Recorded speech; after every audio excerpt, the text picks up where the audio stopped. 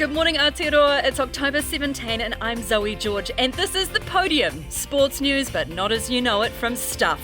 What an exciting round 2 of the Rugby World Cup. Also on the show, football, netball, rowdy Welsh fans, and this. I mean, it's bullshit.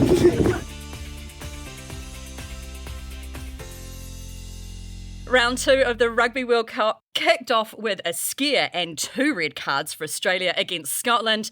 Japan all but bowed out of the competition against former champs USA. An absolute edge-of-your-seat match with fiery fisticuffs between tournament favourites Red Roses and France. Then Canada secured a quarter-final spot with a 22-12 win over Italy. And of course the Black Ferns romped home against Wales. We'll get to that soon. But the most exciting game of the weekend was Fiji against South Africa. Tosso viti tosso, go Fiji go. What a finish, with giving away a penalty in the last few minutes only to score a try in the dying seconds to clinch a 21-17 win. Fiji have kept their quarter-final hopes somewhat alive. The Black Ferns have booked a quarter-final spot after an emphatic 56-12 win over Wales. Captain Ruahei Demont was massively proud of the progress her team had made since their opener against Australia. The team made massive shifts, especially in our mindset. And we knew that, one, we needed to be really physical at the start of that game to get into the game. We couldn't afford to wait 30 minutes to get into the game like we did last week, but we also needed to be switched on upstairs. And so we trained it this week and we took it out onto the park, and I'm really proud of the way that we all mentally applied ourselves and tried to stack moments and win each moment, even when we were down in our 22, line up ball on D again and again and again. Just the way that we were able to get up and try and turn those moments into points and have the courage to do that. I'm really proud of our team. But when it comes to some struggles with kicking, with tongue firmly in cheek, she puts it down to 2 challenges: wind and the posts being very, very far away. And for Alana Bremner, playing alongside her sister Chelsea made the match super special. I get so excited. I feel so grateful that I get to have the opportunity to play with Chelsea. It's not often you get to play with your sister in a home World Cup in front of your friends and family. So to do that, it's definitely a big smile on my face. Getting to sit next to each other in the changing rooms and just have the support of her there is something pretty cool. Coach Wayne Smith was happy with some aspects of the game, but can see areas to work on before next weekend, including what he said was giving away, quote, dumb penalties. I love the attacking intent aligned to our defence. It was pretty special, I thought. We defended way better this week. We put a lot of work into it during the week, much faster, tackle intensity was better, and the counter-attack off the back of that was pretty special. Bit of work to do up front, I think. Platform, scrum and line-out, they played really well. I thought Wales up front, they're hugely competitive, so it's going to be a hell of a game next week against Aussie. Joseph Pearson was at Waitakere Stadium. Joe, before we talk Black Ferns, how were those Fiji fans in those dying minutes of the game? There wasn't that many of them there. Most people had actually left after the Black Ferns game, which was a bit of a shame, really, because they missed the best game of the day, didn't they, really, in terms of excitement. But it's kind of a ripple effect with Fijian rugby fans. As soon as one of them starts yelling, they all start yelling. So there was plenty of noise towards the end there, and that finish was just incredible, wasn't it? And the performance from the prop, Siteri Rasolea, I mean, that was just incredible. Incredible performance from her, and probably the best individual performance of the tournament, and it was just amazing scenes at the end, wasn't it? It's a shame that they won't get a chance to have a crack at a quarter-final because they play France next weekend. We can still hope, we can still dream. Yeah, unfortunately they'll be nowhere near good enough to take on France. If it's like when they played England, there could be some exciting tries like they did score at Eden Park last weekend. But yeah, it was a special moment because obviously it's their first World Cup and it was their first win against a physically strong South Africa team, although they too aren't a great side. They're certainly developing, but yeah, what a moment for Fiji. Oh, just stunning. All right, let's go Black Ferns. It was the Portia Woodman try-scoring show again. Was it 10 tries in total? But it wasn't without drama, with the Black Ferns getting down to 13 players at one stage. What happened there? Yeah, so I think that this match played out as I think many would have predicted, in that Wales came out quite strong, they sort of exerted quite a lot of forward dominance. Yeah, the Black Ferns then, as soon as they sort of clicked into gear, you saw the attacking threat they have. There were some outstanding tries, and I think Portia Woodman trampling Jasmine Joyce a la John Olomu was certainly probably the moment of the match that got everyone on their feet. But yeah, in the second half, when the game was sort of over and they were making a few changes, Wales were good. Wayne Smith said that they were very good up front, and it's certainly something that will be concerning for the Black Ferns because they conceded a lot of penalties, 17-8 count against them. and it ended up the ref, Holly Davidson, just had enough. And sin-binned Sarah Hirini in about the 70th minute, and then Charmaine McMenamin a few minutes later as well for a deliberate knockdown. And just, I think, more of an accumulation of repeated infringements, which the referee lost patience with. And as Smith alluded to, if they play like that in a knockout game against England or France, they will lose. This tournament isn't about how they perform against Wales, it's how they perform in that game against England or France in the semi-final, which is what's likely. So, yeah, some concerns there and certainly not much time to address them. Well, we play Scotland next weekend. I feel kind of a bit bad for the Scottish team because they came incredibly close last week against Wales and then again against Australia this week just gone. If the Black Ferns win, do we know who will meet in the quarterfinal? Yeah, so the quarterfinal draw has never been that straightforward to figure out, but it's starting to take shape. So it looks like the Black Ferns are actually going to finish as the top seed. So what happens is the top 8 from the 12 teams in the tournament are ranked from 1st to 8th, and the Black Ferns will probably finish as the top seed because they'll be top of their pool with the most points compared to the other pool winners.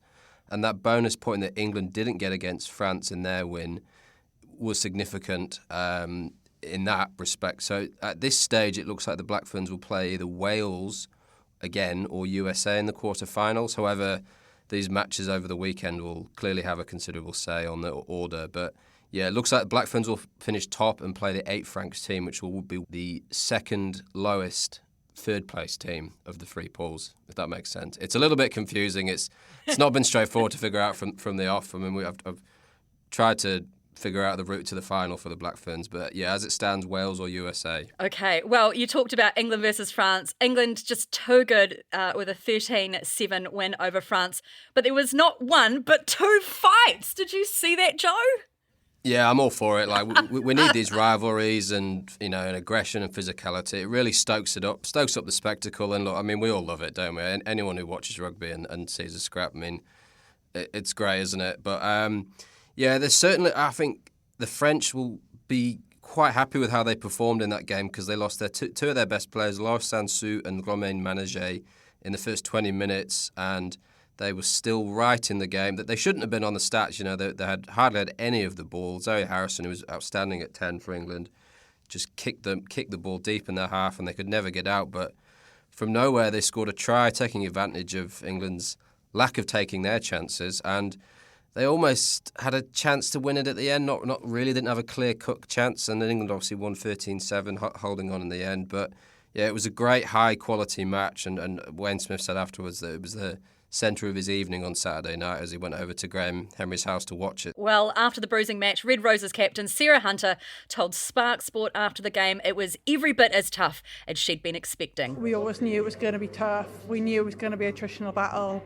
We knew it was going to come down to like a close score, fine margins, and it certainly didn't disappoint. For the neutrals out there, it was a good tense game to watch that could have gone either way. Oh, well, I think it's time for you, Joe, to have a cup of tea and a lie down. So much rugby, so much more rugby to go.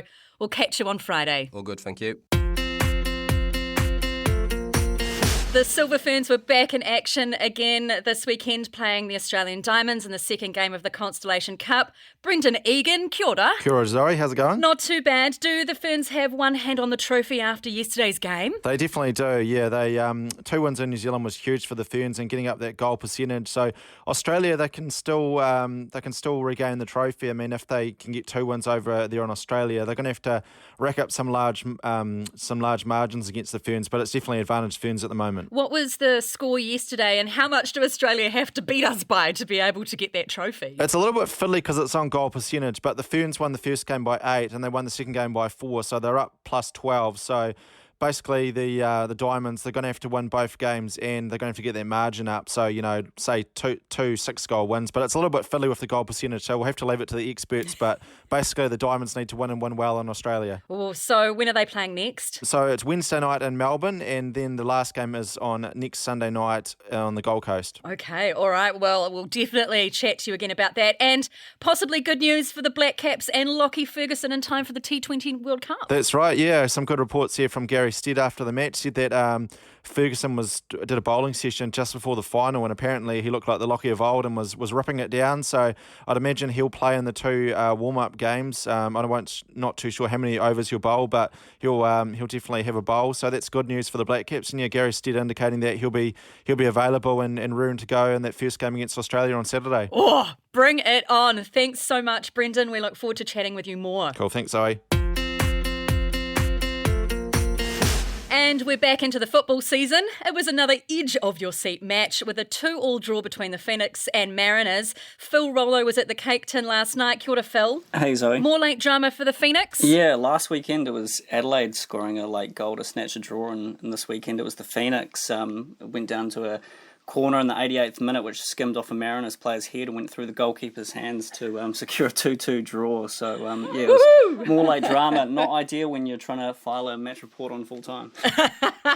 Yeah, well, I heard that we let through 2 soft goals. Yeah, they did. So the Phoenix went ahead and then they conceded 2 goals in about, I think, 6 minutes. But, yeah, so Ben Wayne scored the Phoenix first goal and he's now got goals in consecutive games. So it's a good start for him, but the Phoenix is still searching for their first win. And the English Premier League is back. A few big games overnight. Yeah, there was a massive result overnight actually, with Liverpool ending Manchester City's 9-game unbeaten run. So that's a 4-point gap at the top of the table for Arsenal now, which I don't think too many people would have picked them to be leading. Also the under-17 football ferns at the Football World Cup. Whoop whoop. How are they going, and can they improve on their 3rd placing from the last time they were there? No, they definitely can't. So unfortunately, they've lost their first 2 games, so they already can't make it through to the next round. So they lost to Chile 3-1 in their first game, and then went down 4-0 to Nigeria. And so their final game is against Group B leaders Germany tonight. So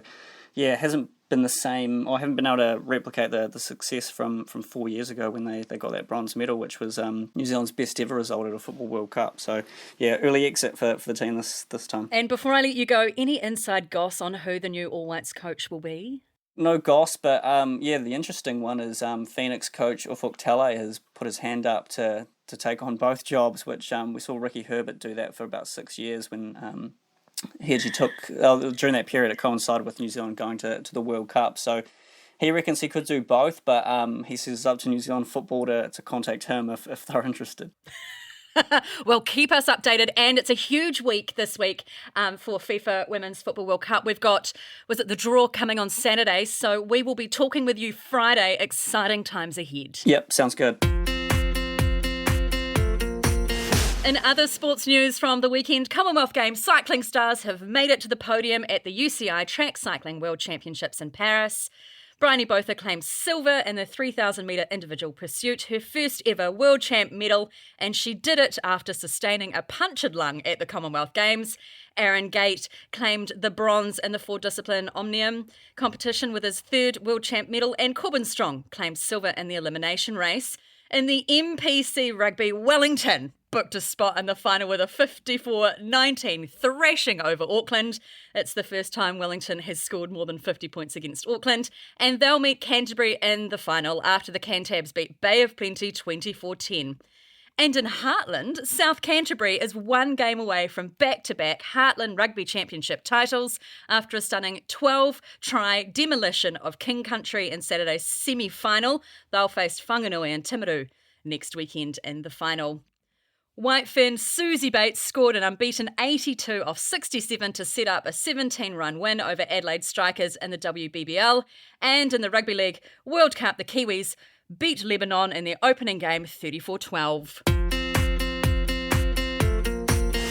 This week marks 50 years since the passing of the Equal Pay Act in Aotearoa, but the gender pay gap is still large. In general society, the current gender pay gap for Pākehā women is 11%, for Māori women it's 19%, and for Pasifika women it's 25%, according to Mind the Gap, who presented a petition to Parliament last week calling for pay gap transparency. In sport, it's much higher. For women in rugby in Aotearoa, playing in the Black Ferns, Super Rugby Opiki and the Whara Palmer Cup, it's about 73 to 100%. Those playing in Wharapama Cup do not receive payment to play, while their male counterparts in NPC do. In Super Rugby, men's retainers are between $75,000 and $195,000, while the women get about $6,000 for the season. At the top level, there's almost equity for the Black Ferns Sevens, but the same can't be said for the Black Ferns 15s. While the women in black are the highest paid at this Rugby World Cup, some teams receive little or no player payment, and some in tournament favourites England are on minimum wage. The Black Ferns base retainer start at about $35,000 and they receive $2,000 assembly fees per week.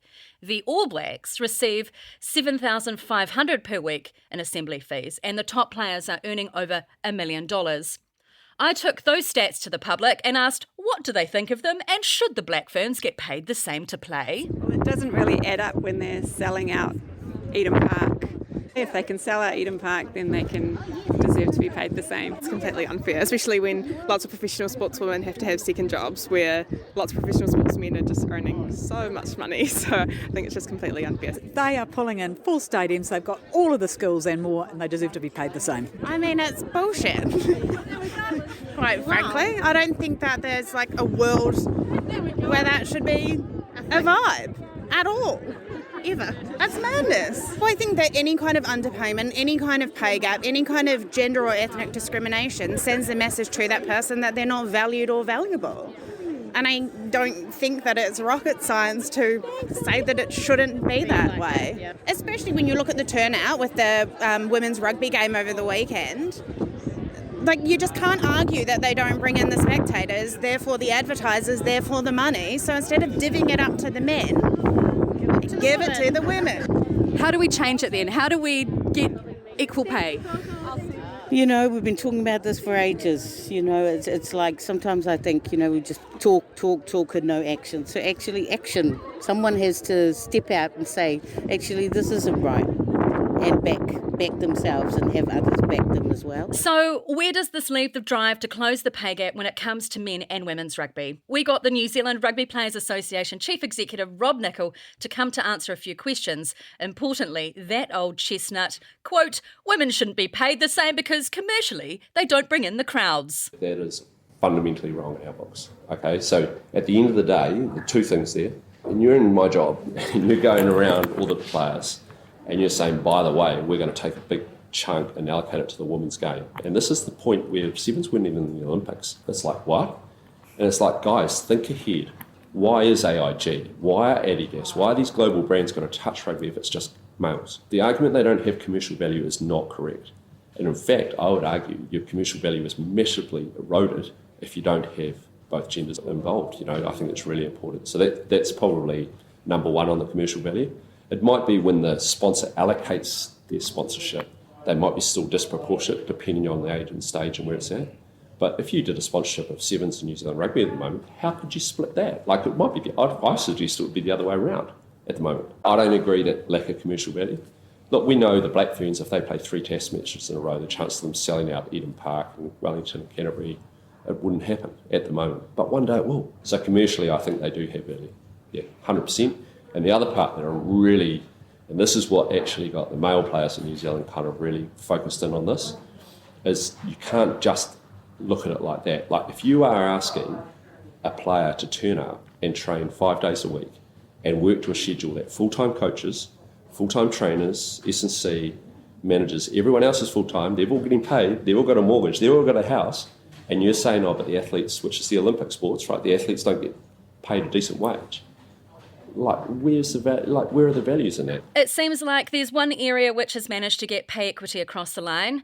Maggie Koga-Orr told us how referees are paid and how New Zealand's leading the way in that space. Within refereeing, it probably depends on what level you're reffing at. So the fees are paid by game competition. So it doesn't necessarily matter whether you're a man or a woman reffing it. So currently, sort of in our domestic competition, below Super, NPC would be the highest paid, and then Heartland and Wharapama Cup are the same, and then there's sort of ad hoc ones below that. So in terms of our access to it as a referee, there's no real difference between me and my sort of male colleagues. And then New Zealand Rugby has worked really hard so that at test level, our test match fees we've got pay parity with the boys. Yeah, which is a big credit to Bryce Lawrence. He fought really hard to make sure that that was the case. Obviously, we're looking at a much smaller scale, where we're looking at only, maybe 3 or 4 of us and 4 or 5 of them. So it's a much smaller group to pull from.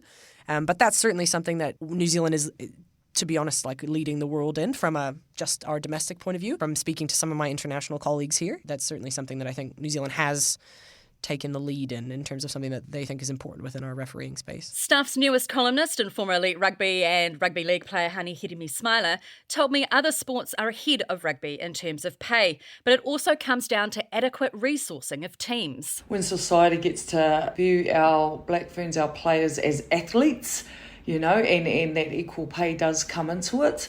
You're seeing across other sports now, you've got the Rugby League World Cup about to kick off, and that they're paying everybody the same in terms of match fees and the likes. That's across women and the wheelchair athletes as well. Rugby, I'd love to see a lot more resourcing going to the coaching space, and really starting to bring some of our female coaches through, and not just females coaching females, but females coaching all rugby players. But some sports have been able to close the gap. Cricket is one. In July, in a landmark agreement, equal pay for equal play was recognised, with women at international and domestic levels receiving equal match fees with their male counterparts. Although they acknowledge male cricketers will get paid more than female players because they play more matches, formats, and spend more time training. So how did they achieve this? Here's New Zealand Cricket Players Association Chief Executive Heath Mills. We had the view the players had to get paid the same amount for when they play the actual game of cricket on the same day, male or female. So we were delighted to get that component of the players' remuneration the same.